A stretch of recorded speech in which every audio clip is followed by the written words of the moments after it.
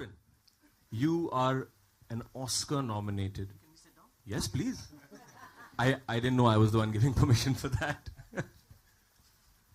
I think you deserve a break now. Oscar-nominated film director, 2-time National Award winner. I'm going to ask you 2 questions. First, on the poster outside I saw finally releasing 5th April. What's the story behind that? That's my first question. And the second question is if you could give all of us a little bit of an insight as to why this film. Well, finally behind that, I think nobody could have articulated it better than you've just heard, Bhatt Saab. But we have struggled very hard against censorship. The problem in our country, unfortunately, is that before a screenwriter puts pen on paper, his first thought is not for his character, but is of the film censor board. And this is the biggest tragedy that I think that, I mean, we talked about our founding fathers. I think they'd be turning in their graves right now if they knew that this is the condition of what Article 19 has been brought down to in our Constitution, which guarantees freedom of expression and thought. And what are they what are they objecting to? They're objecting to the fact, and it is a very unfortunate fact, they're objecting to the fact that the armed forces of our country need to be protected by the Indian Film Censor Board. The world's largest standing army needs the Indian Film Censor Board as spokesperson for it, because they are not able to tolerate the few mishaps that have happened under their watch, which unfortunately has dragged the spotlight away from a film which is about compassion, a film which is about empathy, a film which could not have been more gentle and tender in its critique of our institutions, whether it is the armed forces, or it's the government of India, or in fact it's anybody. We live in intolerant, troubled times. And both these words joined together are what has caused us to think 6 times before we say anything, for filmmakers to censor themselves before they make their films, for writers not to write things, and for journalists who are outspoken to be gunned down in broad daylight. This is the tragedy of our country today. And what finally really means is that I made my application to Film Censor Board on the 15th of July. Today we are sitting, 15th of July 2018 is when I made my application to the Indian Film Censor Board. Today we are sitting in March of 2019, and I still do not have a film censor certificate. The FCAT ordered the CBFC to give us a film censor certificate, but yet they still have had some problems. They found some technicality upon which they have objected and sent the file back to the FCAT. Now this is the 3rd time it's going back to FCAT.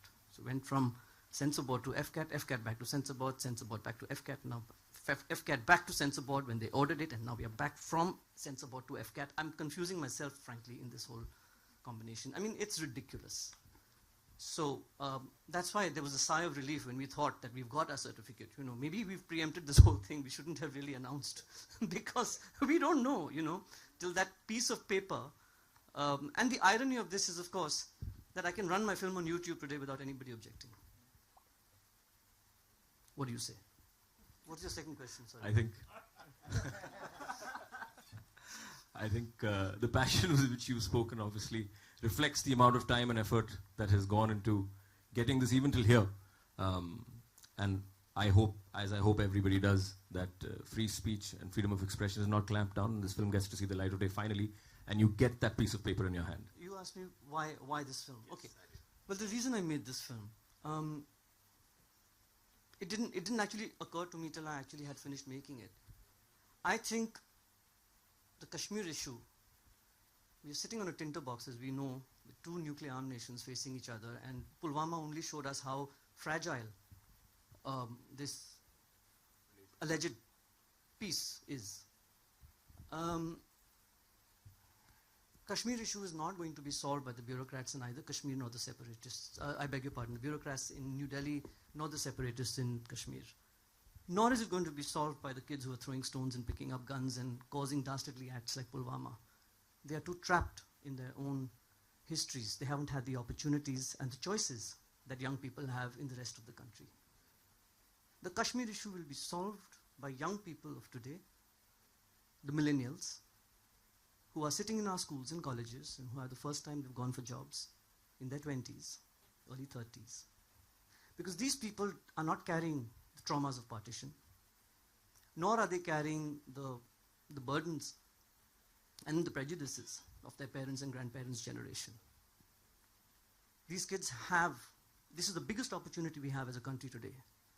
They have relatively open minds, notwithstanding Arnab Goswami, who is poisonous, and his whole ilk is poisonous. But notwithstanding the 24/7 barrage we get on television today, these are people who have relatively open minds, who can, if provided a narrative of compassion and empathy, which is what my film tries to do, try and ask a very simple question. वहाँ पे कैसे रहते हैं? It's a very simple question. What are they like? What are Kashmiris like?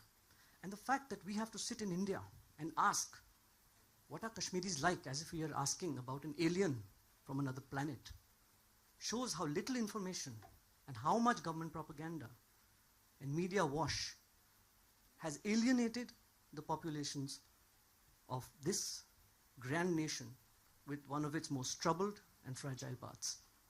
One of the parts which is a minority and also is contiguous borders with two of the most hostile nations towards us today. The flawed government policies that have brought us to this point, which have led us to alienating this entire nation, where children of 20 years old put bombs in a car and drive it into a convoy of buses and massacre people. What have we brought them to?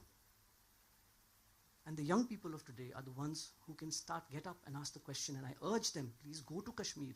Don't go to this Gulmarg and Pahalgam and do this boating and pony riding, but go into their villages. Speak to the people like I have. They're very warm, gracious, welcoming, and hospitable. And understand.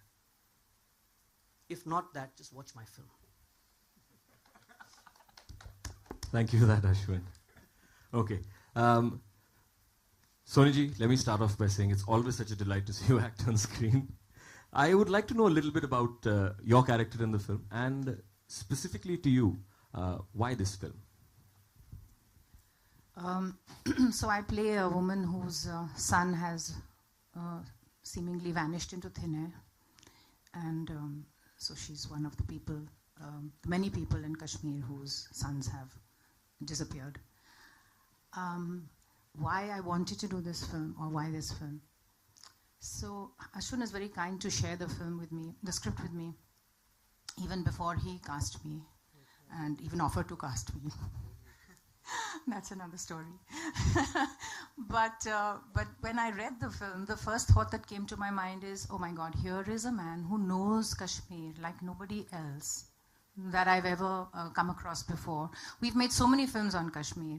And some of them have been wonderful films, but they've always been sort of, peppered with or sort of checkered with a lot of other things and, issues and, action or drama or love story or whatever.